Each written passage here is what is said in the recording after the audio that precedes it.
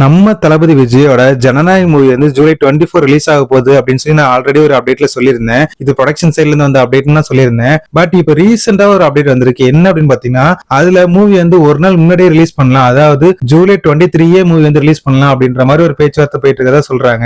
So அப்படி July 23 release ஆச்சுன்னா வியாழக்கிழமை மூவி ரிலீஸ் ஆகிற மாதிரி இருக்கும். வியாழன், வெள்ளி, சனி, ஞாயிறுன்னு கண்டினியூவா வந்து ஒரு வீக்கெண்ட்ல ஒரு லாங்கா கேப் கிடைக்கும். சோ அதனால வந்து மூவியை கொஞ்சம் ஒரு நாள் முன்னாடி ரிலீஸ் பண்ணலாம் அப்படின்ற மாதிரி பிளான் பண்ணிட்டு இருக்கதா ஒரு நியூஸ் வந்திருக்கு. சோ இதை வந்து ஒரு டிஸ்ட்ரிபியூட்டர் வந்து கன்ஃபார்ம் பண்ணிருக்காங்க, ஜூலை 23 தான் ரிலீஸ் ஆக போகுது அப்படின்னு சொல்லி. பட் ஆளாளுக்கு என்ன வேணா சொல்லலாம். சோ நான் கூட சொல்லலாம் ஒரு டேட்ல போறோம் அப்படின்னு. பட் அபிஷியலான ஒரு டேட் வரணும். அதுக்கு வந்து அபிஷியலான ஒரு அப்டேட் வந்து ப்ரொடக்ஷன் சைட்ல இருந்தா சொல்லணும். சீரியஸா சொன்னா ப்ரொடக்ஷன் சைட்ல தான் நம்ம குறை சொல்ற மாதிரி இருக்கும். ஏன் அப்படின்னா மூவி ரிலீஸ் டேட் கிட்ட வந்துருச்சு. இன்னத்துக்கு அவங்க ஒரு அப்டேட் கொடுத்துருக்கணும். மூவி எப்ப ரிலீஸ் ஆக போகுது அப்படின்ற ஒரு அப்டேட், தெளிவான ஒரு அப்டேட் கொடுத்துருக்கணும். ஏன்னா இதை பிளான் பண்ணி நிறைய பேர் லீவ் கேட்கறது, நிறைய பேர் வந்து பர்மிஷன் போடுறது, நிறைய விஷயம் இருக்கு. சோ அது எல்லாத்தையும் வந்து மைண்ட்ல வச்சுட்டு சீக்கிரம் ப்ரொடக்ஷன் சைட்ல இருந்து அபிஷியலா அவர் அனௌன்ஸ் பண்ணு சொல்லணும் அப்படின்றது என்னோட ரிக்வெஸ்ட்.